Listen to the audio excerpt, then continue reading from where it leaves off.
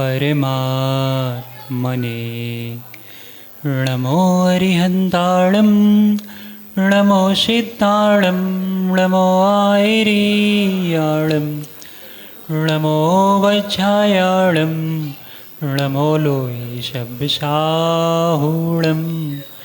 पंच परमेष्टि भगवान की, अनंत अनंत परम सिद्ध भगवान की, देवादिदेव 1008 पारसनाथ भगवान की, आचार्य गुरुवर 108 विशुद्ध सागर जी महाराज की, 3 कम 9 करोड़ मुनिराजों की।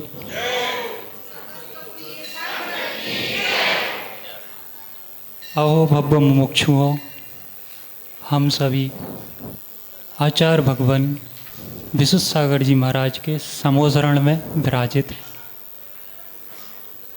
यह आप सभी का परम सौभाग्य है कि इकट्ठे कितने 28 मुनिराजों के दर्शन आपको हो रहे हैं।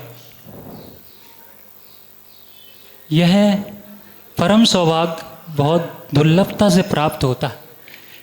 पहले के समय में जो विद्वान होते थे वो तरसते थे कि हमको एक मुनिराज के भी दर्शन हो जाए, लेकिन होते नहीं थे। आपका परम सौभाग्य है कि आचार्य भगवान विशुद्ध सागर सत्संग का बहुत सहजता से, बहुत कम पुरुषार्थ में दर्शन प्राप्त हो रहे। यह आपकी भक्ति, आपका पुण्य उदय है।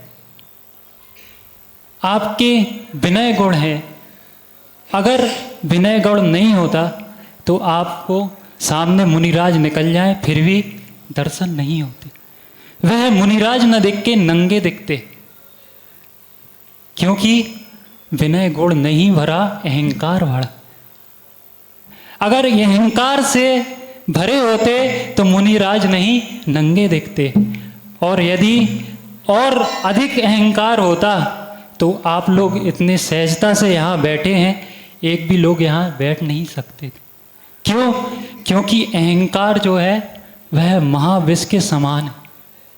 वह हमको मैं की ओर ले जाता है, वह हमको संकुचितता की ओर ले जाता है, वह विनाशशील की ओर ले जाता है, वह हमारा विनाश को बिल्कुल करीब लाके छोड़ता है। और विनय गुण जो है वह हमें विकासशील बनाता है, उन्नतशील बनाता है। हमें मैं से हम की ओर ले जाता है। मैं जो शब्द है वह एक वचन है, और जो हम शब्द है वह कैसा है? बहुवचन है। मैं शब्द जिसके अंदर प्रवेश करता है अंतस में, वह व्यक्ति अहंकारी होता है। वह सोचता है कि मैं ही अच्छी पूजा कर सकता हूँ, मैं ही अच्छा स्वाध्याय कर सकता हूँ, मैं ही मुनिराज के अच्छे से भैयावृत्ति कर सकता हूँ। और एक दिन क्या होता है कि वह मैं जो कह रहा था वह मैं भी उस मंदिर में नहीं रहता है, और वह मंदिर किसी और के पास चला जाता है। और जो व्यक्ति हम शब्द का उपयोग करता है, हमको अपने अंतस में विराजमान करता है, वह कहता है कि हम सब मिलकर मुनिराज के दर्शन करेंगे, हम सब मिलकर मुनिराज की पूजन करेंगे, हम सब मिलकर स्वाध्याय करेंगे। वह हमें विकासशीलता की ओर ले जाता है, उन्नत बनाता है। तो हमको क्या प्रयास करना है कि हम मैं से हम की ओर जाएं। यदि हमने मैं से हम की ओर जाना सीख लिया तो हम महाविष अहंकार को छोड़ पाएंगे।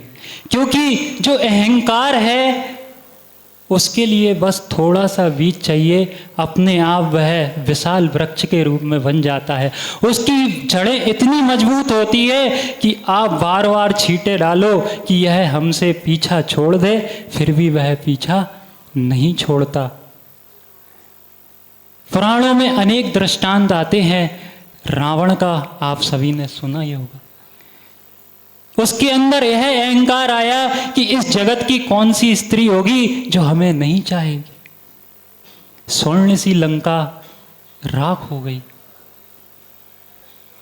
दूसरा उदाहरण आता है इंद्रभूति गौतम गणधर, जो तापसी था, कुतप कर रहे थे। अहंकार था कि मुझसे बड़ा विद्वान इस जगती में कौन हो सकता है।